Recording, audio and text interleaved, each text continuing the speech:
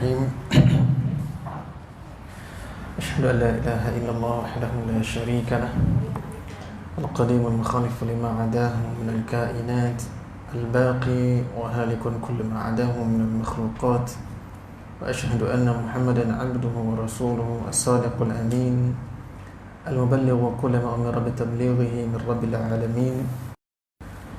وأصلي وأسلم على أشرف المرسلين سيدنا محمد صلى الله عليه وسلم شفيع المذنبين.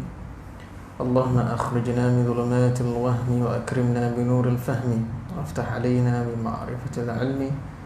اللهم افتح علينا حكمتك وانشر علينا من خزائن رحمتك يا أرحم الراحمين.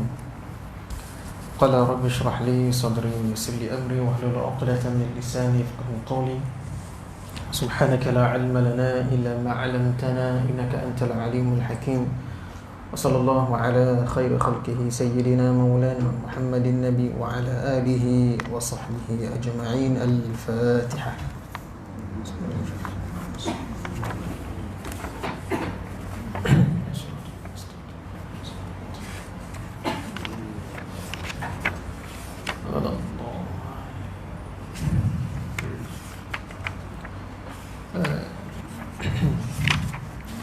Assalamualaikum warahmatullahi ta'ala wabarakatuh.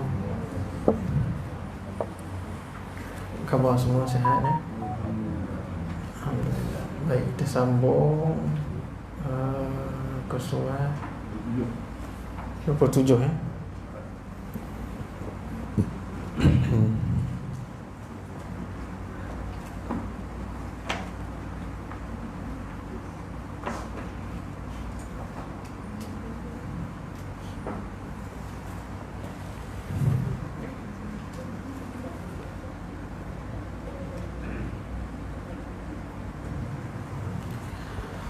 Bismillahirrahmanirrahim. Qala al-musannif rahimahullah wa nafa'ana bi'ulumihi fid dar. Amin. Baik, surah 27. Kesimpulan ke sifat? Sifatnya. Baik, sifat. Sifat artinya tiap-tiap suatu yang berdiri di atas zat. Sifat tiap-tiap suatu yang berdiri di atas zat. Jadi sebagaimana yang lepas kita telah pun tengok, iaitu apa dia zat. Zat artinya diri. Zat itu diri. Sifat itu pada zat. Zat itu bangsa diri. Diri itu zat, samalah. Dan sifat dia ada pada zat ataupun berdiri pada zat, berdiri di atas zat. Seperti kudrat, kuasa, iradat, kehendak, hayat, hidup. Ini semua adalah sifat yang berdiri pada zat Allah Subhanahu wa ta'ala. Jadi kesemua perkara ini berdiri sekali-kali berpisah atau bercerai daripada zat. Inilah ta'rif sifat yang sedia kala. Jadi Allah Ta'ala itu bersifat dengan sifat yang qadim, sedia kala. Sifat Allah Ta'ala itu tidaklah baharu, sifat sedia kala. Tidak sekali-kali berpisah atau bercerai. Tak macam sifat makhluk yang boleh berpisah, bercerai. Beza. Ada perhatian. Ada juga sifat baharu yang boleh berpisah daripada zatnya. Tetapi ketika berpisah daripada zatnya, jadilah ia zat. Zat yang lain, bukan sifat lagi. Jadi ada sifat baharu, maknanya sifat yang pada makhluk. Dia boleh bercerai, maknanya boleh berpisah daripada zat asal dia tu. Kalau dia dah bercerai, kalau dia dah berpisah daripada zat asalnya, maka yang berpisah tu bukan lagi dikatakan sifat, dikatakan sebagai zat yang lain pula. Kalau tadi dia melekat pada zat situ tadi, itu sifat bagi zat tu tadi. Tapi sekiranya dia berpisah, bercerai, tertanggal, maka yang tanggal tu nama dia zat yang lain pula, bukan lagi sifat. Contoh, contoh dia kata cat. Cat, contohnya cat ni lah, kepingan cat pada dinding kita tengok ni. Sekarang ni warna, katakanlah warna putih kan, boleh lah kita warna putih lah warna putih ni ada pada dinding. Jadi putih ni adalah sifat bagi dinding. Warna putih sifat bagi dinding, betul. Tapi bila kita tanggalkan ataupun kita tanggalkan warna dia ni pada dinding, jadi keping-kepingan cat. Jadi yang tanggal tu, warna yang tertanggal daripada dinding tu bukan lagi sifat dinding. Jadi itu kita dah kata apa nama dia? Kita panggil cat. Kita panggil cat. Kepingan cat yang dah tertanggal. Tapi kalau selagi mana dia dekat dinding, dia menjadi sifat bagi dinding. Tapi kalau dah tanggal daripada dinding, jadi satu kepingan-kepingan, itu dah zat yang lain. Jadi sifat pada itu pun dah lain pula. Dia bukan lagi sifat dinding. Faham tu kan? Jadi cat warna putih pada papan, selagi mana ia melekat pada papan, dikatakan sifat ataupun arad. Atau istilah dia arad. Arad ni sifat bagi makhluk. Arad sifat bagi makhluk, istilah tu panggil arad. Sama makna dengan sifat, makna sama, perkataan lain. Apabila tanggal putih tersebut berkeping-keping, maka dikatakan zat ataupun jirim putih. Satu zat yang lain lah pula, nama dia kepingan cat. Zat yang lain, zat tu diri, bangsa diri, diri kepingan cat tu, zat yang berwarna putih. Walau bagaimanapun, keadaan ini tidaklah menyalahi takrif sifat, iaitu sifat tidak bercerai dari zat. Tak menyalahi maknanya walaupun sifat makhluk tu dia boleh bercerai, boleh berpisah, boleh tertanggal, tapi tak salah. Tak salah ataupun tak menyalahi takrif sifat tu sendiri. Sebelum ni kita kata sifat tidak bercerai daripada zat, kan? Kerana zat makhluk pada hakikatnya adalah tarkib, iaitu susunan-susunan daripada juzuk, komponen zat-zat makhluk itu sendiri. Kenapa dia kata zat makhluk? Hakikatnya adalah susunan daripada beberapa juzuk, beberapa komponen-komponen yang ada pada makhluk itu sendiri. Kod mana pun, walaupun dia bercerai, tetapi bercerai dia itu jadi zat yang lain, bukannya sifat yang bercerai jadi sifat yang lain. Tak boleh. Sifat dia tak boleh ada dia je. Sifat tu mesti dia kena berdiri pada sesuatu zat. Kalau zat tak ada, maka sifat tak ada. Boleh faham? Kalau zat tak ada, maka sifat pun tak ada. Ini pada makhluk. Jadi kod mana pun, bila dia berpisah, bercerai, tercabut ke, tertanggal ke, dia jadi zat yang lain. Zat yang lain yang bersifat dengan demikian-demikian. Faham setakat ni? Ada perlu nak tambah apa lagi? Boleh faham? Adapun sifat Allah Subhanahu wa ta'ala tidak sesekali berpisah daripada zatnya. Ya, sifat Allah Ta'ala itu sedia kala, bukan baharu. Makhluk baharu. Sifat Allah Ta'ala itu sedia kala. Sifat yang mana kita katakan? Iaitu sifat yang wajib.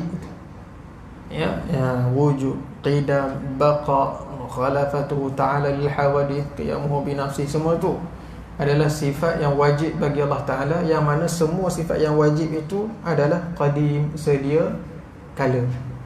Mana tak ada permulaan, tak ada pengakhiran. Itulah zat Allah Subhanahu wa Ta'ala, ya, yang bersifat dengan qidam. Ya, baik.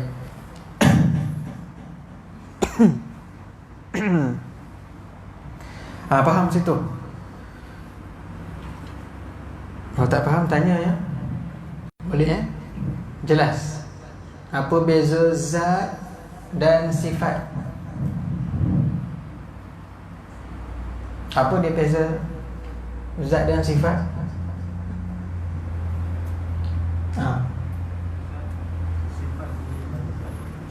Sifat berdiri pada zat. Sifat boleh berpisah tak daripada zat? Zat Allah Ta'ala tak boleh. Kalau zat makhluk boleh, tapi kena ada tapi. Boleh, tapi dia jadi zat yang lain. Itu kalau pada makhluk. Pada makhluk boleh tak sifat tu dia bercerai daripada zat? Boleh. Tapi bila dah bercerai, maknanya bila dah tercabut, bila dah tertanggal, dia jadi zat yang lain. Jelas kan? Faham?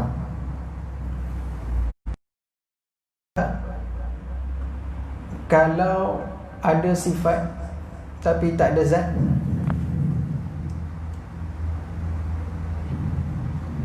ya, tak boleh. Tak kenal, tak tahu.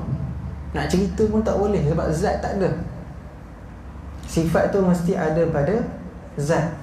Macam mana pun kita cerita tentang sifat, maka kita akan kenal zat tu. Itu kita nak bahas ilmu tauhid ni, bahas. Sebab apa? Sebab kita nak kenal zat Allah Ta'ala melalui sifat-sifatnya yang sempurna, yang wajib bagi Allah Ta'ala itu. Nak kenal Allah Ta'ala itu melalui sifat-sifatnya. Lepas tu kita belajar pengajian sifat 20, mana yang wajib bagi Allah, mana yang mustahil bagi Allah, mana yang harus bagi Allah. Kita nak tahu, kerana kita nak kenal, ya, nak kenal Allah Ta'ala itu dengan sebenar-benar kenal.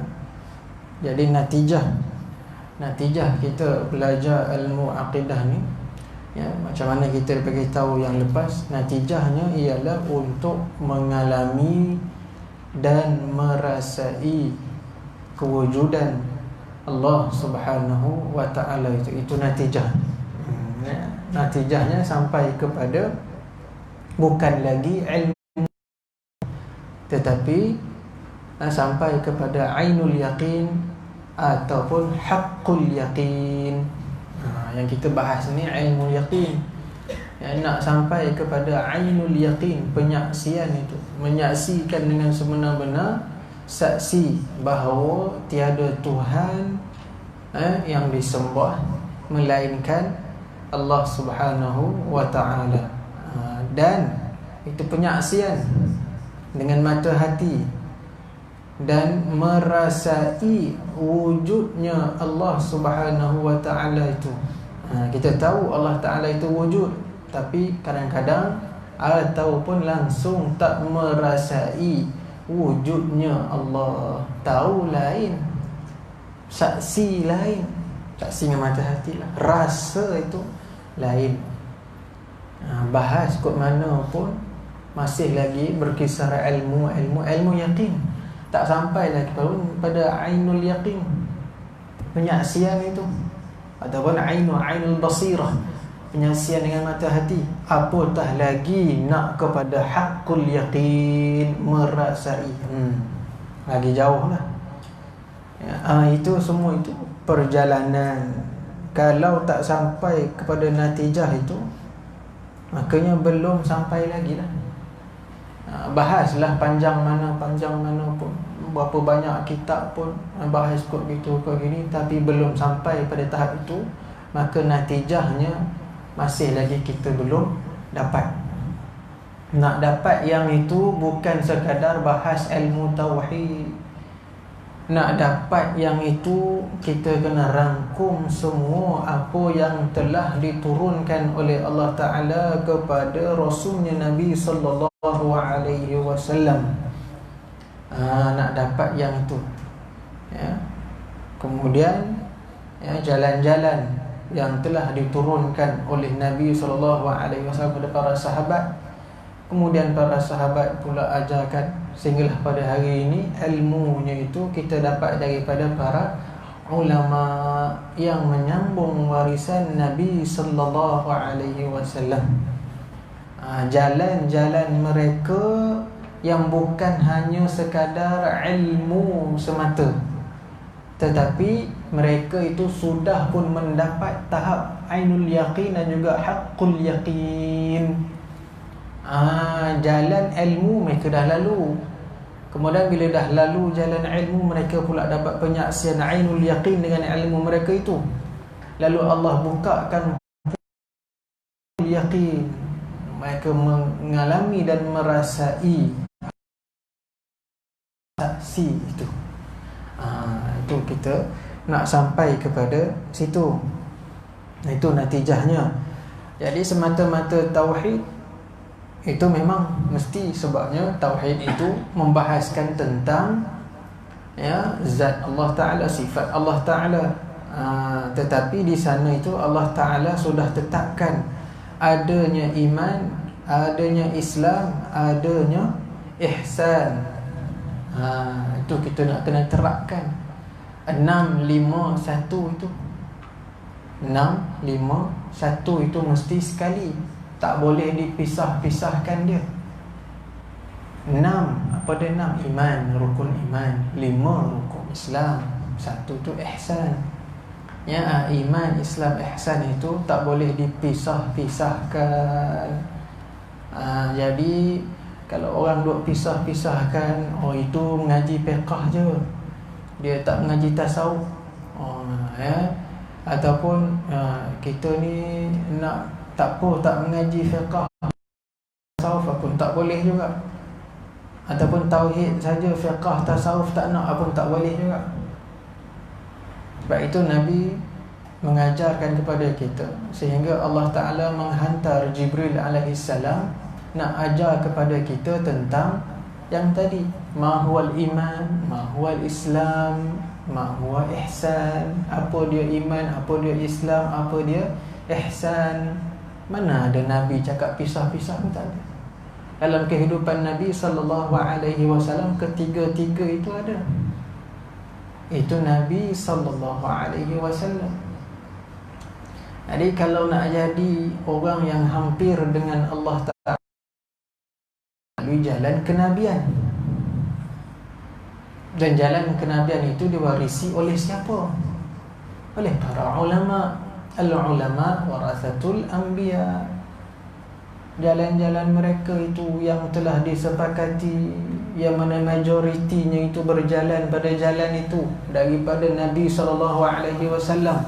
Mereka mengamalkan, mereka dah mujahadah, mereka dah bersungguh-sungguh dalam perjalanan mereka untuk mengalami dan merasai kewujudan Allah Ta'ala itu. Dengan jalan-jalan itu, dengan zikir mereka, dengan mujahadah mereka, dengan muhasabah mereka, ya, dengan muraqabah mereka. Semua itu jalan-jalan yang telah diwarisi daripada Nabi sallallahu alaihi wasallam.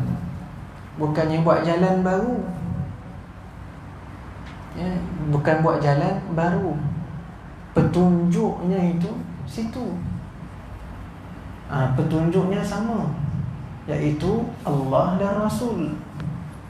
Tak ada nak buat jalan baru. Orang bertarikat pun bukan jalan baru.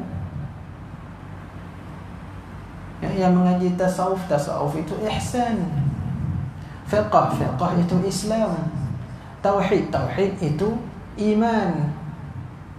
Ya, tauhid, fiqh, tasawuf. Kalau tariqah itu salah satu daripada jalan syariat. Tariqah ni cabangnya daripada ihsan itulah. Ya, muraqabah itu, penyaksian itu. Nak dapatkan itu melalui salah satu jalannya itu diberi nama sebagai tariqah. Cuma dalam tariqah yang berbeza-beza itu, kenapa? Kerana berbezanya keadaan, berbezanya cara guru. Namun isi kandungannya itu tidak ada yang lain, semata-mata hendak membersihkan hati, hendak mentarbiah nafsu al-ammaratun bisu kepada lebih yang baik. Ya, nafsu yang mengajak kepada jahat itu tadi nak ditarbiahkan menjadi nafsu yang lebih baik. Ammarah, ya, lawamah, himmah, mutmainnah, sehingga meningkat nafsu itu menjadi nafsu yang lebih baik daripada nafsu yang selalu ajak kepada kejahatan, kepada nafsu yang lebih baik, menyesal atas perkara yang dia buat, lepas menyesal berazam pula tak nak buat. Lepas kuat azam dia itu tak nak melakukan perkara yang bertentangan dengan perintah Allah, terlalu kuat dah azam dia itu, mujahadah dia dah bersungguh-sungguh dengan nafsu yang ajak pada jahat tadi, dia dah mujahadah dengan bimbingan gurunya itu, tak ada yang lain. Itu adalah jalan kenabian, mujahadah. Nak didik nafsu itu jalan Nabi. Bukan tarikat ni benda yang sesat. Tapi adalah nama, diguna nama tarikat, tapi sesat itu tak payah ambil kira lah. Yang sesat lah. Ya, bukannya 2-3 tarikat yang sesat habis semua tarikat. Tak betul. Itu salah cara fikir, salah cara ilmunya tu. Ya, nama ya tariqah, tapi salah satu jalan dalam kita nak implement, mengamalkan syariat Nabi sallallahu alaihi wasallam, yang bawa kepada mengalami dan merasai kewujudan Allah Ta'ala itu dengan sebenar-benar rasa, bukan tahu. Jadi nak alami itu melalui jalan-jalan tadilah, mujahadahnya, jalan zikrullahnya, barulah kita boleh nampak itu. Lebih lagi mengukuhkan lagi yang 3 itu tadi, 6, 5, 1. Dia akan jadi blend. Bila dah blend itu, dia akan jadi mantap, kukuh.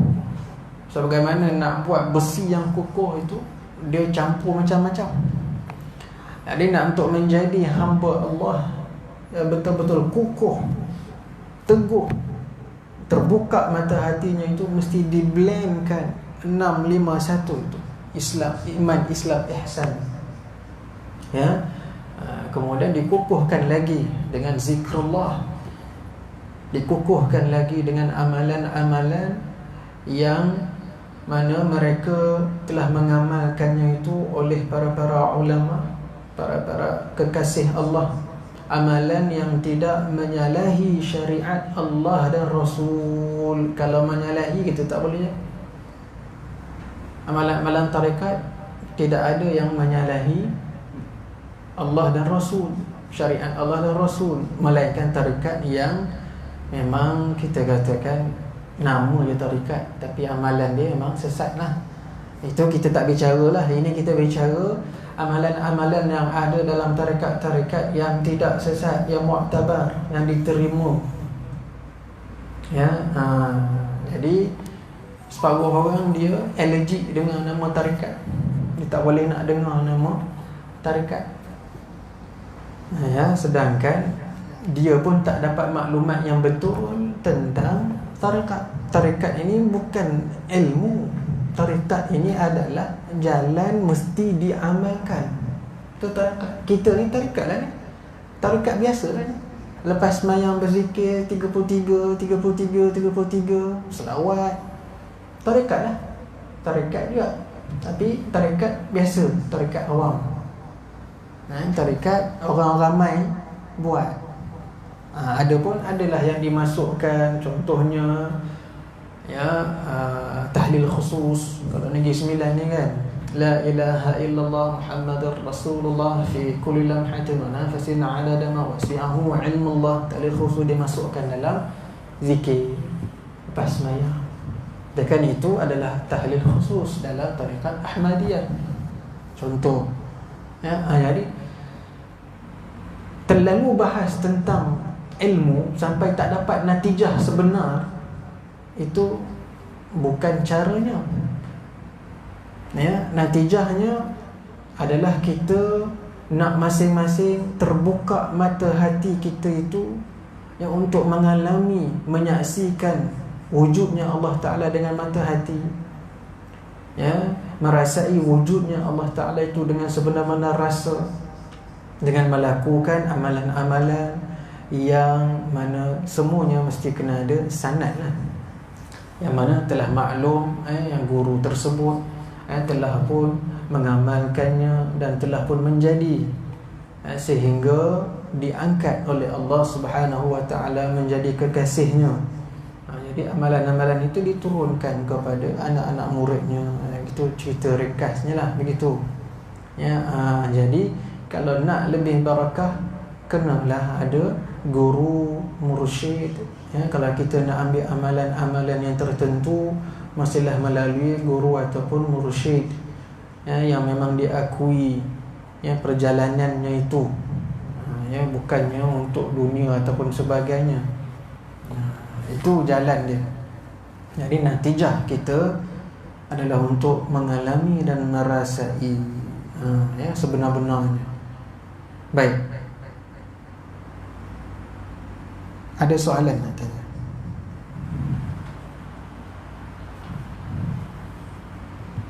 Boleh faham situ?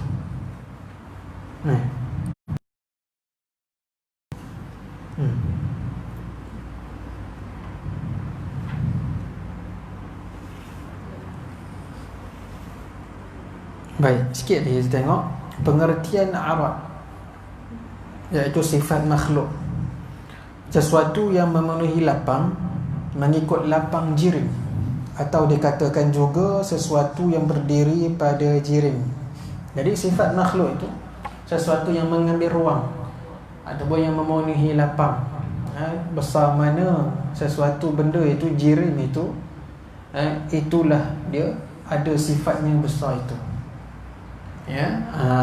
Kuman walaupun kecil ataupun satu titik, kita buat titik dekat dinding, itulah besarnya jirim tersebut, sifat tersebut. Jadi atau dikatakan juga sesuatu yang berdiri pada jirim. Misalnya warna hijau dan bau wangi, dan juga diam pun sifatlah tak bergerak, diam, yang ada pada seketul sabun, contohnya itu kan, sabun. Dia ada sifat yang tak nampak tapi boleh dihidu, iaitu sifat bau. Tak nampak sifat itu tapi boleh dihidu. Ataupun sifat yang tak nampak tapi boleh dirasa dengan kulit. Apa dia? Yang tadi tak nampak tapi boleh dihidu, bau. Ini yang tak nampak tapi boleh dirasa dengan kulit, indera kulit. Apa dia? Suhu hampir-hampir dah. Angin. Suhu dia juga. Betul juga tu, suhu, sejuk, panas, tak nampak tapi boleh dirasa. Dan angin, nampak tak angin? Yang nampak kipas, bukan angin. Nampak kipas, tapi angin rasa. Boleh. Sifat juga, sejenis sifat juga. Jadi macam sejuk kan. Kalau besar-besar ni, surau ni, kita letak aircon 1 horsepower, agak-agak rasa tak sejuk? tak cukup. Jadi ruang tu tengoklah. Jadi kalau mungkin sejuk tu depan aircon dia letak tangan betul sejuk ni mengambil ruang ikut dia punya kekuatan. Itu pun sifat juga. Baik. Difaham daripada kenyataan ini, sifat Allah Ta'ala tidak disebut arad. Jadi pada Allah Ta'ala kita tak sebut arad. Arad ni sifat makhluk. Arad sebut pada untuk makhluk, kerana ia bukan daripada perkara yang memenuhi lapang, mengikut ruangan jirim. Maka fahami olehmu baik-baik perbahasan ini. Nampak? Bila kita dah faham tentang sifat makhluk tidak memenuhi lapang, maka tidak boleh kita katakan sifat ini pada zat Allah Subhanahu wa ta'ala. Jadi bila dah faham begitu, Allah Ta'ala bukanlah zat yang mengambil ruang. Sekiranya Allah Ta'ala itu zat yang mengambil ruang, memenuhi sesuatu ruang atau lapang, maka itu adalah makhluk. Makhluk sahaja yang mengambil ruang.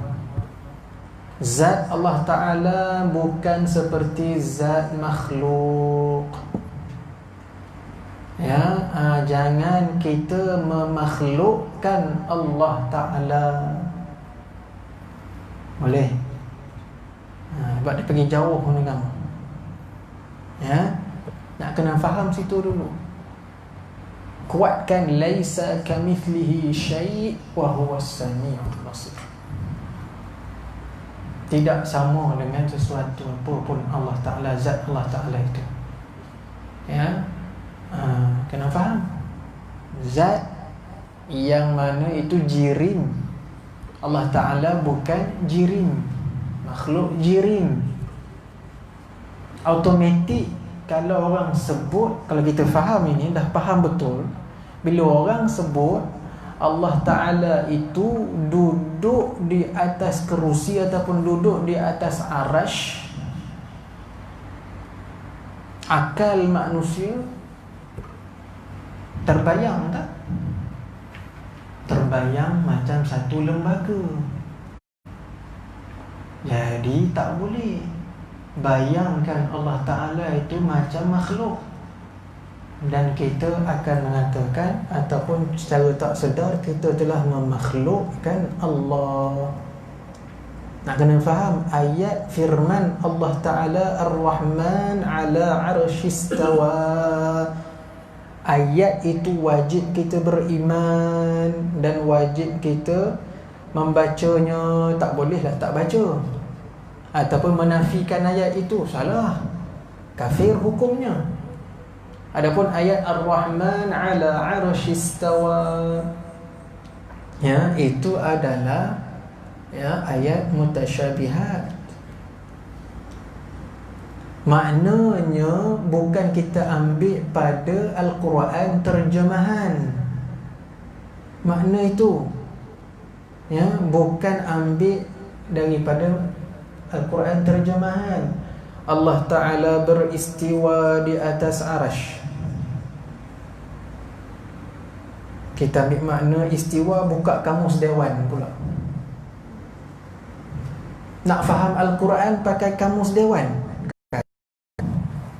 Nak faham Al-Quran hanya pakai baca terjemahan. Siapa aja? Nak tahu makna boleh. Itu makna, bukan tafsir. Itu terjemah perkataan, bukan tafsir ayat. Beza tu. Terjemah dengan tafsir lain. Tafsir membahaskan kalimah, membahaskan ayat. Terjemah dia hanya bagi terjemah perkataan. Bila terjemah perkataan yadullahu faqa aydihim, confirm yadun tu tangan. Terjemah. Tapi tafsirnya tu kena lihat, tengok. Bagaimana ulama-ulama akidah, usuluddin, ulama tauhid apabila sampai kepada ayat-ayat yang kesamaran maknanya itu. Mutasyabihat, samar. Kalau pegang maknanya yang zahir, semata-mata zahir, tangan, duduk, itu seolah-olah dah memakhlukkan Allah Ta'ala. Bahaya. Takut terjatuh ke dalam mujassimah, menyamakan Allah Ta'ala dengan makhluk. Tak boleh. Adapun ulama salaf, selalu dah kita ulang kan, kalau cara salaf yang apabila tiba kepada ayat-ayat begitu, baca je, maknanya itu kembali serah kepada Allah Ta'ala. Bukan mesti kita kena pegang maknanya yang zahir. Itu cara salaf, ulama salaf. Baru kita tiba kan baca terjemah lah. Baca terjemah kan, tiba ayat tu Allah Ta'ala istiwa, ataupun tangan Allah, kita baca tangan Allah. Kita tak boleh pegang itu. Itu terjemah bahasa kita. Adapun makna yang sebenar tangan, tak tahu. Serah pada Allah Ta'ala. Allah Ta'ala sahaja yang mengetahuinya. Itu cara salaf. Baca-bacalah Quran terjemah tu. Tapi jangan kata Allah Ta'ala ada tangan. Mungkin tak sama dengan tangan kita. Allah Ta'ala duduk, mungkin tak duduk macam kita lah. Itu boleh tersasar. Kalau baca tu dan baca terjemah, serah pada Allah Ta'ala, tak tahulah. Tangan ni terjemah je. Adapun makna sebenarnya bukan begini. Serah pada Allah lah. Tak boleh ambil makna begitu. Itu cara salah. Kalau ulama khalaf, yadullah ni, tangan Allah di atas tangan mereka, lalu mereka takwilkan ni. Sebenarnya salah pun takwil juga. Takwil kita apa? Takwil tu maksud dia memalingkan makna yang sebenar, memalingkan makna kepada makna yang lain. Ataupun memalingkan makna yang sebenar kepada makna yang lain. Itu takwil. Dia memalingkan maknanya itu. Jadi ulama salah pun dia takwil juga, tapi istilah je lah, nama istilah. Kembalikan maknanya itu kepada Allah Ta'ala. Ulama salaf kembalikan balik. Kalau ulama khalaf, secara mudahnya begitu, ulama khalaf dia takwil, memalingkan makna ke makna yang lain yang layak bagi Allah Ta'ala. Jadi yadullahu fawqa aydihim, tangan Allah di atas tangan-tangan mereka. Jadi apakah yang layaknya kita nak bagi makna ini? Jadi sebahagiannya mengatakan berdasarkan ayat-ayat yang lain, Allah Ta'ala ada mengatakan innallaha ala kulli syai'in qadir. Sesungguhnya Allah Ta'ala itu innallaha ala kulli syai'in qadir. Sesungguhnya Allah Ta'ala atas tiap-tiap suatu itu berkuasa. Jadi bila kata tangan Allah di atas tangan mereka, kuasa Allah Ta'ala itu melebihi ataupun mengatasi kuasa-kuasa mereka. Jadi qudrah, yadullah ditakwilkan kepada qudratullah. Sesuai lah. Sebab apa? Memang Allah Ta'ala pun sebut yang Allah Ta'ala itu maha kuasa. Ala kulli syai'in qadir. Allah Ta'ala itu berkuasa. Itu cara fahamnya. Jadi jangan ikutlah orang-orang yang duk canang, yang salah pun tidak, yang kekhalaf pun tidak. Tak tahu ke mana nak bawanya tu. Kan sampai sungguh-sungguh pertahankan tangan-tangan lah yang layak bagi Allah, tapi tak sama dengan tangan kita. Apa maksud dia sebenarnya? Peningnya. Jadi itu akidah pening. Sekejap dia kata tangan, sekejap bukan, habis itu apa? Dia pun nak ada bahas, ulama kata sifat itu sifat tapi bukan macam yang kita boleh sebut begitu. Sebab bila sebut tangan mesti ada jari.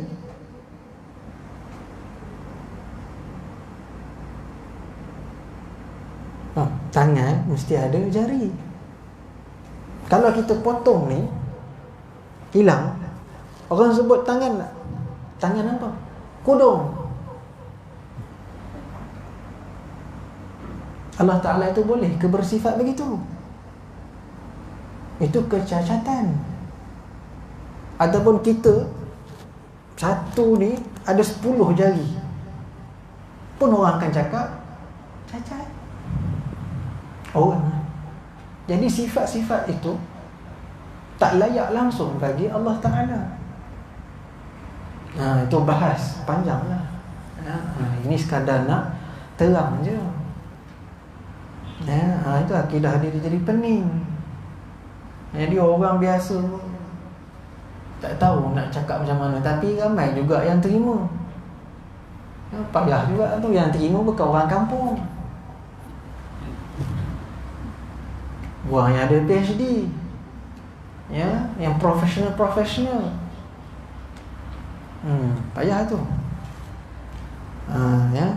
Jadi tanzih, kita mensucikan Allah Ta'ala itu dengan sebenar-benar suci. Tapi jangan terlampau ekstrim, jadi pula macam Mu'tazilah pula, lain cerita pula. Dia terlebih ekstrim. Nak, niat mereka tu nak mensucikan Allah Ta'ala, tapi terlebih pula. Tak boleh. Kita Ahlus Sunnah wal Jamaah, tak terlalu berat ke sini, tak terlalu berat ke sini, tengah-tengah. Ahlus Sunnah wal Jamaah tu tengah-tengah.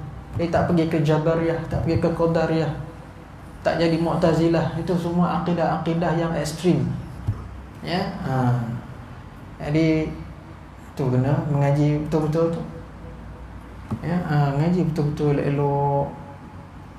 Sifat 20, mengaji elok-elok, faham perbahasannya itu.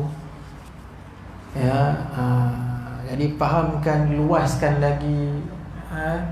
Sebab kadang-kadang dalam akidah itu dia dah tetap dah begitu. Cumanya dari sudut pengistilahan, dari sudut pemberian makna, selagi belum keluar daripada landasan Ahlus Sunnah wal Jamaah itu masih lagi boleh diterima. Janji yang penting natijah itu. Tapi bila perbahasan tu dah keluar, dah lari, dah tersasar sikit, itu kita tak boleh nak ikut lah. Kami pun mengajar tauhid juga, belajar tauhid juga. Tauhid, iyalah tauhid lah, tapi tengok apa isi dia, perbahasan dia bawa kepada mana. Itu yang nak tengok tu. Kan, tauhid 3-nya kan, istilah-istilah tu. Kita tak ada masalah pada istilah rububiyah, uluhiyah, asma' wa sifat. Itu pada nama istilah. Yang kita mempunyai masalahnya apabila isi kandungan perbahasannya itu nak kena tengok ke mana dia nak bawanya itu. Banyaklah macam-macam cerita lah kan. Baik, ada soalan setakat ni?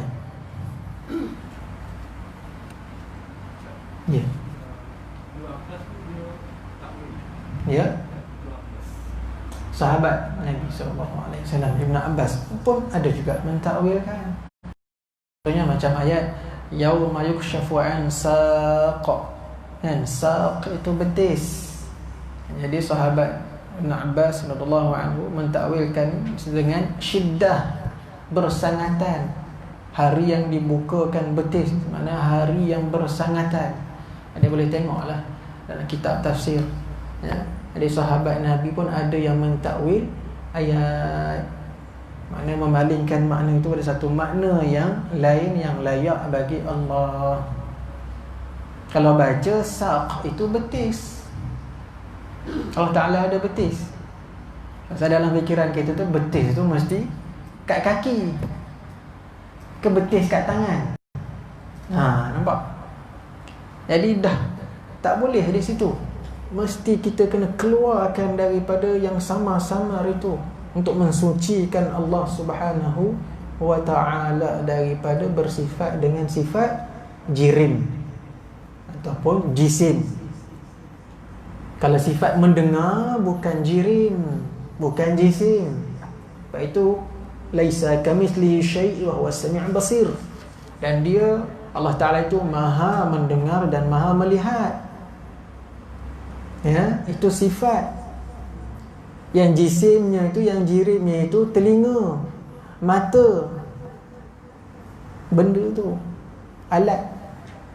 Adapun mendengar itu sifat bagi telinga. Allah Ta'ala, hebatnya Allah Ta'ala itu mendengar tanpa telinga. Hebatnya Allah Ta'ala itu melihat tanpa mata. Mata, telinga, alat, jisim, anggota. Kan? Cuba kalau kita korek mata dia, suruh dia bawa kereta, agak-agak boleh tak? Itu hebatnya Allah Ta'ala tu. Kurang-kurang Allah Ta'ala tu kita tanamkan Allah Ta'ala melihat tanpa mata. Bukan nak kata mesti kena ada mata. Mata tu makhluk, sifat makhluk. Kenapa kita nak kata Allah Ta'ala mesti kena ada mata? Mana hebatnya Allah Ta'ala begitu? Hebatnya Allah Ta'ala melihat tanpa alat, tanpa mata. Hebatnya Allah Ta'ala itu mendengar tanpa telinga. Tak perlu pun itu, makhluk je yang perlu. Sedikit sebanyak jadilah, kan? Ada soalan lain? Ustaz, Ya. kalau seseorang katakan berpegang kepada sifat, dia tak ada menjadi kufur tu. Dia kalau dia kata full stop kat situ, Allah Ta'ala ada tangan, stop, dia full stop di situ, maka boleh jatuh kufur. Ya, tapi kalau dia kata Allah Ta'ala itu ada tangan tapi tak sama dengan tangan-tangan makhluk, maka tak jatuh kufur. Tapi dia katakan itu syubhah, maknanya kesamaran akidah dia, masih ada penafian. Sebab itu ulama kita, majoriti ulama kita tidak mengkufurkan orang yang berpegang begitu, sebab masih ada penafian di hujung. Allah Ta'ala ada tangan tapi tak sama macam tangan kita. Allah Ta'ala duduk tapi bukan bentuk duduk yang kita fikirkan, bukan bentuk duduk yang kita bayangkan. Jadi ulama kata akidahnya akidah yang syubhah. Jadi kita tak hukumkan dia terus kufur. Itu yang muktamadnya lah. Tapi ada juga yang tak nak terima begitu. Ada jenis kata tak boleh, semua kufur. Asal dia kata ada tangan walaupun tak sama dengan tangan kita, kufur juga. Kita tak berani nak, kita tak masuk campur yang itu. Golongan yang itu, kamu nak kata gitu, teruskan. Jangan pula kamu pula nak mengkafirkan kita pula yang tak ikut kamu. Sudah. Siapa yang tak kufurkan orang yang bercakap Allah Ta'ala ada tangan tapi tak sama dengan tangan makhluk, maka dia pun sama. Payah begitu. Habis kita, ulama-ulama kita habis semua. Itu ekstrim sangat pula. Ni nak bincang pasal apa ni? Kita nak bawa manusia kenal Allah Ta'ala itu, saksikan dengan mata hati, bawa manusia, makhluk supaya mengalami dan merasai wujudnya Allah. Bukan sebut nak kufur, nak kata sesat. Kita nak bersihkan semua itu. Itulah dia natijah tauhid, akidah. Nak bersihkan daripada makhluk. Kalau masih lagi kafirkan orang, sesatkan orang, tak betulkan itu, mana natijah kita bahas ilmu tauhid? Ada golongan yang begitu, dia ekstrim sangat pula. Kita kata orang yang cakap Allah Ta'ala ada tangan tapi tak sama dengan tangan-tangan makhluk, kita tak hukum kufur. Itu yang muktamad di sisi kita inilah. Walaupun ada saudara kita yang tak boleh terima yang itu, jangan paksa orang lain terima macam yang kamu faham. Tapi akidah tu tak, bukannya boleh diterima, Maksud tak terima tu bukan kufur tak, tapi syubhah, kesamaran, perlu diperjelaskan, diperbetulkan. Terus kita katakan Allah Ta'ala itu bukannya ada tangan, Allah Ta'ala itu tidak beranggota. Sudah. Nak bahas lain, bahas cara ilmiahnya. Allah Ta'ala itu bukan duduk. Tak kira lah kamu nak kata bukan seperti duduk yang kita bayang. Tak ada, terus tak ada. Allah Ta'ala tu tak ada duduk-duduk. Bukan memenuhi lapang, bukan memenuhi ruang. Sebab bila dah duduk, sifat duduk itu sendiri kita nak describekan macam mana. Sifat tangan tu sendiri kita nak. Jadi manusia ni, akal ni tu kadang-kadang tidak terbatas. Oleh sebab itu kita kena terus potong,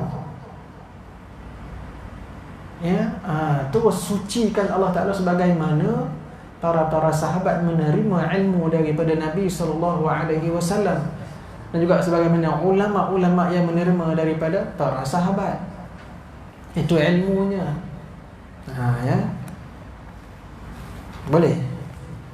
Jadi bila kita apabila buat bacaan baca terjemahan tu, kita terus ringkaskan dalam hati lah di mana yang bila kita baca Al-Quran terjemahan, bila tiba ayat-ayat mutasyabihat, kita panggil Allah Ta'ala ada mata, ayat itu mata Allah Ta'ala ke, tangan Allah Ta'ala ke, Allah Ta'ala duduk ke, itu kita katakan terjemah sahaja. Maknanya yang sebenar kembali pada Allah Ta'ala. Ataupun boleh kita, kalau kita dah mengaji lama ilmu akidah, kita tahu takwil ayat mutasyabihat, ni sebenarnya yang layak bagi Allah Ta'ala kudrah. Walaupun maknanya itu di sisi Allah Ta'ala tidak ada siapa yang tahu, tapi layak bagi Allah Ta'ala kerana Allah Ta'ala sendiri yang menyebutnya qadir, berkuasa, contoh. Itu bagi yang kita dah belajar dah, yang dah mengaji. Yang tak mengaji, makna yang sebenar serah pada Allah Ta'ala. Bukan tangan ni macam mana yang kita faham. Itu terjemah sahaja. Sebab kalau nak ikut terjemah istiwa, kalau tengok kamus-kamus Arab berbelas makna. Nak ambil yang mana satu? Kamu ambil duduk. Siapa suruh ambil perkataan duduk? Yang berbelas-belas lagi tu nak campak mana makna dia? Kan? Kalau bercakap tu mulalah dia, kan? Dia bukan marah saja, dia semangat sikit bagi orang faham. Jangan terlalu ekstrim. Mesti kita kena, kalau kita sama-sama kita Ahlussunnah wal Jamaah ni yang ada, yang sama-sama mengaji sifat 20 ni pun jangan gaduh-gaduh. Panjang cerita, kan? Tapi tak apalah, cuma jangan gaduh-gaduh. Jangan melampau-lampau. Natijah kita bahas tadi, ingat, kita nak mengalami dan merasai natijahnya itu. Bukan nak kata awak tak betul, ini saya betul. Awak betul ke saya salah, tak ada. Tak. Awak salah, saya betul. Biasa begitulah. Jarang orang jumpa duk gaduh-gaduh. Ya, memang saya salah, awak betul. Tak ada gaduh begitu. Jarang jumpa, kan? Mesti nak menegakkan masing-masing. Lebih-lebih lagi yang mana cara pataninya, cara tanah Melayu sininya, dalam memberi makna pada sifat-sifat ma'ani, tak usah bergaduh. Jangan bergaduh buat malu je. Bergaduh, orang nak kata perkata ke berkata-kata, lantak pi lah. Yang penting maksudnya sampai. Yang penting maksud sampai. Jangan nak bergaduh, orang kata perkata salah, berkata-kata salah. Itu pun tak jadi kerja juga. Perkata ke berkata-kata ke, janji maksud difahami oleh orang yang mengaji, orang yang dengar. Bahaslah elok-elok. Kalau nak kata perkata, bahaslah perkata. Kalau nak kata berkata-kata, bahaslah berkata-kata tu. Janji orang faham yang Allah Ta'ala itu mempunyai sifat kalam. Nak kata kalam tu perkata, nak kata kalam itu berkata-kata, itu dari sudut perkataan sahaja. Yang mustahaknya faham apa itu sifat kalam Allah. Sudah. Ini dah mendengar tak berapa betul. Pendengar betul. Tak jadi kerja. Habis dah bergaduh pula yang duk pendengar mendengar ni. Ya, jangan begitulah. Minta maaf dah saya sebut. Rekod tak kira lah. Kan? Jadi kita, itu bukan natijah kita sama-sama mengaji sifat 20. Tak sah bergaduh lah begitu. Itu ijtihad. Ulama itu ijtihad dia. Tak apalah, masih lagi belum keluar daripada Asy'ariyah ataupun Maturidiyah.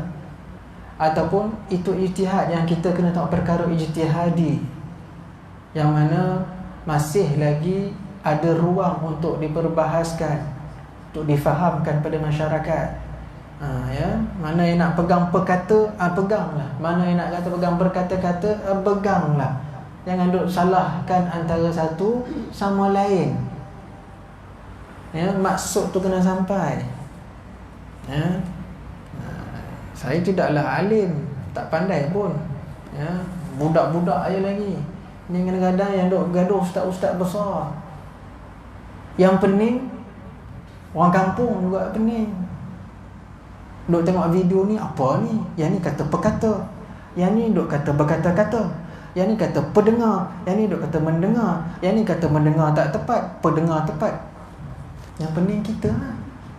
Sama je kita orang kampung lah, sama je. Yang penting maksud tu sampai, natijah kita bahas ini. Tak kira lah nak letak kalam tu ada 10 pun tak kisah. Apa natijahnya? Kalam terbahagi kepada 20 ke? Natijahnya tu. Kan? Natijahnya itu maksudnya sampai ke tidak.